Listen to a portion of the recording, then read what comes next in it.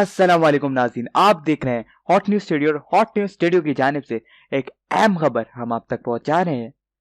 जैसा कि आप जानते हैं कि एमडी कैट का रिजल्ट आ चुका था और उसके बाद मुल्क में जगह जगह प्रोटेस्ट होने लगे एमडी कैट के तलबा के तरफ से, और अलग अलग मुल्क के हाई कोर्ट के अंदर केस दायर होने लगे पीएमसी के खिलाफ।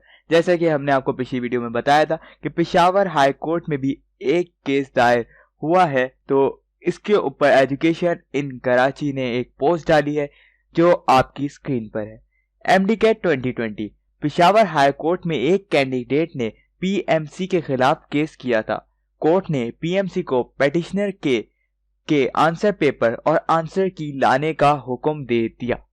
तो इसका मतलब ये है कि एक एमडी कैट के स्टूडेंट ने पेशावर हाई कोर्ट के अंदर केस किया था पीएमसी के खिलाफ, और कोर्ट ने पीएमसी के पेटिशनर को ये ऑर्डर दे दिया है कि वो अब क्वेश्चन पेपर और आंसर की दोनों कोर्ट में जाके जमा करवाए। ये आपकी स्क्रीन पे आप देख सकते हैं। Peshawar high court match form of order heat interim relief notice. In the meanwhile, respondent number 2 shall seal and produce the paper before via court on date fixed adjourned to 19 January 2021। मतलब इस court case की अगली तारीख अब 19 जनवरी 2021 को है। ये आप देख सकते हैं कि किस के वर्सेस है। Ministry of national sciences regulation and coordination through its secretary G5 versus block Pakistan secretariat Islamabad, secretary Pakistan medical commission, president Pakistan medical commission, vice president Pakistan medical commission, medical and dental college admission test MD CAT through its vice principal registrar Khyber medical university Peshawar. अब इसमें लिखा हुआ है कि petitioner के पहला point है कि पेटिशनर के जो सर्टिफिकेट्स हैं जो वो अदालत में जमा भी करा चुके हैं वो, और वो उसमें एसएससी में उनके 1100 हैं और एफएससी में उनके 974 आउट ऑफ 1100 है।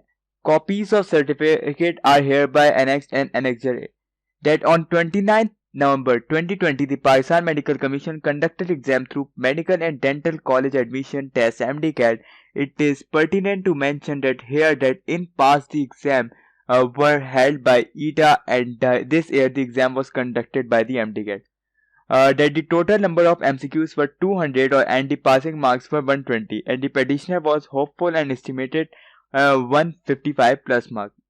That it's a petitioner to mention here that 30 MCQs were out of syllabus question according to all provinces, and same was also admitted by the respondents and displayed on their official website. Copy of syllabus is hereby annexed on Annexure B. That the question paper was also out before the day of test, and an FIR has also been lodged against the concerned by the FIA, which fact is evident from papers shared on media. Copies of detail regarding FIR hereby annexed Annexure C. That the petitioner is hopeful and sure that she obtained 155 plus marks in test, but she has given 114 marks in the result. Copies of roll number 7 result are hereby annexed as Annexure D. That the petitioner time and again requested the respondent to check the result of the petitioner with answer key prepared for the exam test in question, but the respondent gave deaf ear to the request of the petitioner. That the petitioner, being aggravated from the conduct of respondent, have no other advocate remedy in hand, seek relief from this honorable court inter alia on the following grounds. इसका मतलब ये है कि petitioner के FSc और SSC में बहुत अच्छे मार्क्स आए थे। उसके बाद जो 29 नवंबर 2020 को पीएमसी ने एक टेस्ट कंडक्ट किया जो खैबर पख्तूनख्वा में इससे पहले ईटा कंडक्ट करता था। एमसीक्यूज का फॉर्मेट ऐसा था कि 200 में से 200 एमसीक्यूज आने थे और 120 पासिंग क्राइटेरिया था, और पेटिशनर इस बात का होपफुल था कि उसके 155 प्लस मार्क्स तो आ ही जाएंगे। और फिर उन्होंने कहा कि 30 एमसीक्यूज वहाँ पे आउट थे तमाम प्रोविंसेस के मुताबिक, और फिर उन्होंने बोला कि उससे टेस्ट से एक दिन पहले ही टेस्ट पेपर लीक होने की एफआईए ने इसकी एफआईआर भी कटाई थी। और फिर उन्होंने बोला कि पेटिशनर ने 155 प्लस मार्क्स एक्सपेक्ट किए थे, पर पेटिशनर के सिर्फ 114 मार्क्स ही आए रिजल्ट में। पेडिशनर पीएमसी के पास भी गया, उधर अपने बारे में बोला कि रिजल्ट वापस चेक करें, पर पीएमसी ने इस पे कोई भी कान नहीं धरे। उसके बाद पेडिशनर को थोड़ा गुस्सा आ गया और फिर वो अब कोर्ट आ चुके हैं और वो कोर्ट से ही इंसाफ की मांग करते हैं। Grounds that the act of the respondent is against law, rules and policy. That the act of the respondent is against fundamental rights of petitioner because the petitioner time and again requested the respondent to check the paper of petitioner with the answer key, but they flatly refused to do so. That the respondent have a mala fide, that is why they have not conducted the exam in transparent manner, and there are also many loopholes in the exam conducted for this year. It is the talk of the country that shortcomings and mala fide has never been seen in exam conducted for medical entry tests in the past.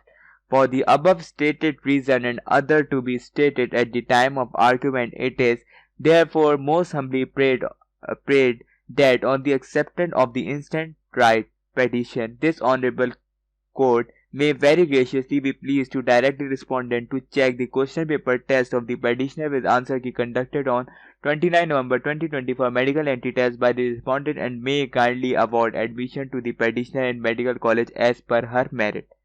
Any other relief, if this honorable court may deem fixed in the circumstances, may also be granted.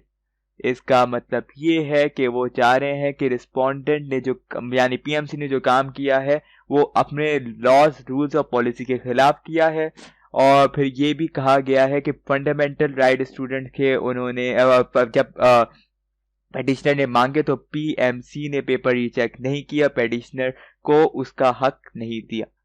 फिर उन्होंने कहा कि ये इस पूरे process में जो PMC ने जो एमडी-कैट लिया है उसके अंदर बहुत सारे लूप होल्स हैं और इसकी वजह से इस मेडिकल टेस्ट की ऑथेंटिसिटी ये पेटिशनर नहीं, मतलब पूरे मुल्क के बच्चे नहीं बता सकते। अब कोर्ट ने किसे ये दरख्वास्त है कि पेटिशनर के पेपर को रीचेक कराया जाए जो 29 नवंबर 2020 वाला है और एक सही आंसर की के साथ, और पेटिशनर को एक मेडिकल कॉलेज पे उनके मेरिट के हिसाब से एडमिशन दिया जाए। Interim relief, that in meanwhile this honorable court may very graciously to be pleased to direct respondent to bring the answer paper of the petition along with answer key till the decision of main right petition. अब उस court ने ये कहा है कि honourable court ने कहा है कि रिस्पोंडेंट यानी पीएमसी को आंसर पेपर लाना पड़ेगा कोर्ट के अंदर विद आंसर की वो पेटिशनर का, कि उसके बाद ही कोर्ट को पेटिशन में अपना डिसीजन लिख पाएंगे। अब क्या होने वाला है, अब पीएमसी क्या करेगा, सबका रिएक्शन क्या होगा। अब एडवोकेट जिब्रान नासिर का भी केस 4 जनवरी 2021 को है। अब उसमें क्या होने वाला है, क्या होगा, सबके बारे में जानने के लिए हमारे चैनल को सब्सक्राइब करें और इस वीडियो को ज़्यादा से ज़्यादा शेयर करें ताकि तमाम मेडिकल टेस्ट के तलबा इस बात से आगाह हो जाए कि अब उनके साथ क्या होने वाला है। शुक्रिया।